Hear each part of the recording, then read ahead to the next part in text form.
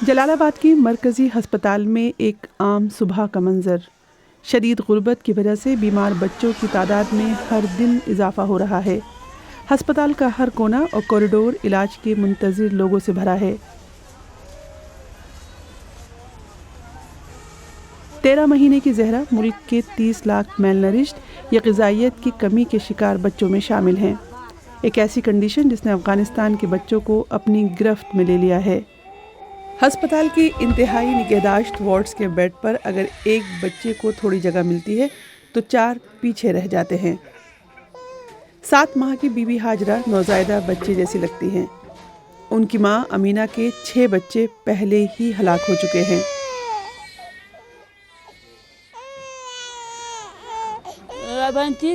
میرے لیے قیامت کے دن جیسا ہے. میرے بچے اس لیے مر رہے ہیں کیونکہ ہمارے پاس ان کو دینے کے لیے کھانا نہیں ہے. اس بیڈ پر 3 سالہ ثنا بھی ہیں. کچھ ماہ پہلے ان کی ماں کی بچے کی پیدائش کے دوران موت ہو گئی تھی. یہ 3 سالہ الہم ہیں جو غذائیت کی کمی کے ساتھ ساتھ نیمونیا کا شکار ہیں. ان کی 2 برس کی بہن بھی اسی وجہ سے ہلاک ہو گئی تھی.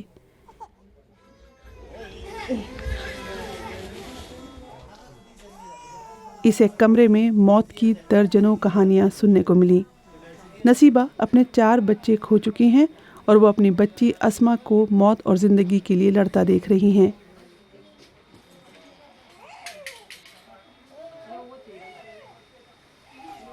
اس ننھے سے جسم میں متعدد انفیکشن ہو چکے ہیں. اسما کو نازک حالت میں یہاں لایا گیا تھا.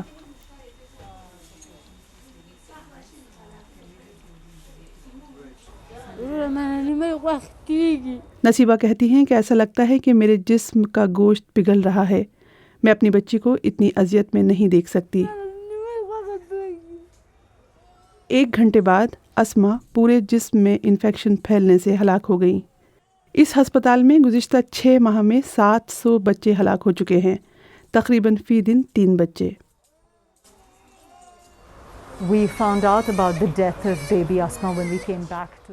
ہم اسما کے وارڈز میں ان کا حال جاننے کے لیے آئے تھے. تب ہمیں پتہ چلا کہ ان کا انتقال ہو چکا ہے اور ہم دیکھ سکتے ہیں کہ اس بیڈ کا آدھا حصہ جو اسما کی جانے سے خالی ہوا تھا اس میں 3 ماہ کی شدید بیمار بیبی عالیہ آ گئی ہیں.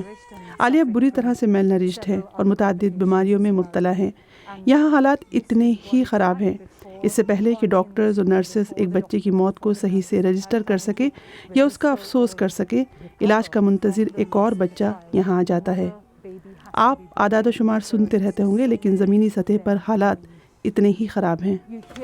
ایک بچہ مرتا ہے اور 1-2 گھنٹوں میں ایک اور بچہ ان بستروں پر ہوتا ہے.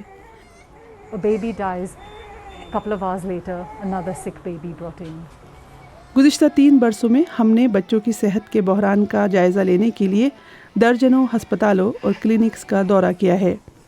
اب یہاں بچے بہت تیزی سے ہلاک ہو رہے ہیں اور وہ بھی صرف خوراک کی کمی اور ایسی بیماریوں سے جن کا علاج ممکن ہے. عمرہ کو بہت برا نیمونیا ہوا ہے اور نرس اس کو اسٹیبلائز کرنے کی کوشش کر رہی ہے. اس ہسپتال میں بچوں کا علاج اس لیے ممکن ہوا ہے کیونکہ طالبان کے آنے کے بعد امدادی ایجنسیوں نے یہاں کام سنبھالا ہے. عمرہ کی ماں نے مجھے بتایا کہ انہیں یہ سوچ کر ڈر لگ رہا ہے کہ ان کے بچے کا کیا ہوگا. وہ کہتی ہیں کہ کاش اس کی جگہ وہ بیمار ہو جاتی. 2 دن بعد عمرہ بھی اس دنیا سے چل بسی. اس ہسپتال میں بچوں کی اموات کا حساب رکھا جا رہا ہے لیکن ہسپتال سے باہر کے علاقوں میں بچے بغیر علاج کے خاموشی سے ہلاک ہو رہے ہیں. اور اس کے علاوہ اسٹنٹنگ یا عمر کے حساب سے نشو و نما نہ ہونے کے کیسز میں تیزی سے اضافہ ہو رہا ہے اور وہ رپورٹ بھی نہیں ہو رہے ہیں. افغانستان میں 5 سال سے کم عمر کے بچوں میں سے 45% بچے اسٹنٹنگ سے متاثر ہیں. 2 برس کا محمد اپنی عمر کے حساب سے بہت چھوٹا ہے اور وہ کھڑا بھی نہیں ہو سکتا. ڈاکٹر نے مجھے بتایا ہے کہ اگر اگلے 3 سے 6 ماہ میں اس کا صحیح علاج ہو جاتا ہے تو یہ ٹھیک ہو جائے گا، لیکن ہمارے پاس اسے کھلانے کے لیے کھانا نہیں ہے تو اس کا علاج کیسے کرائیں؟ مجھے ڈر ہے کہ یہ معذور ہو جائے گا اور کبھی نہیں چل پائے گا.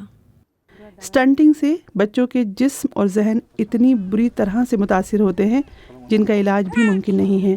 ہم نے گلی گلی میں ایسے متعدد بچے دیکھے جو خوراک کی کمی کا شکار ہیں. یہ ان علاقوں میں تھے جہاں امداد میں اچانک بھاری کمی ہوئی ہے، اور جہاں امداد جاری ہے وہاں ہم نے دیکھا کہ وہ کتنی مددگار ثابت ہو رہی ہے۔ 8 ماہ کا مجیب بھی غذائیت کی کمی کا شکار تھا۔ ان کے والد سردار گل کا کہنا ہے کہ امدادی ایجنسیوں کی جانب سے دیے گئے فوڈ پیکٹس بہت مددگار ثابت ہوئے ہیں، لیکن جب ہم واپس ہسپتال پہنچے تو ہمیں ایک اچھی خبر ملی۔ ہم نے پہلی بار جب بی بی ہاجرہ کو دیکھا تھا تو ان کی حالت نازک تھی، لیکن اب وہ ٹھیک ہو چکی ہیں اور گھر جا سکتی ہیں۔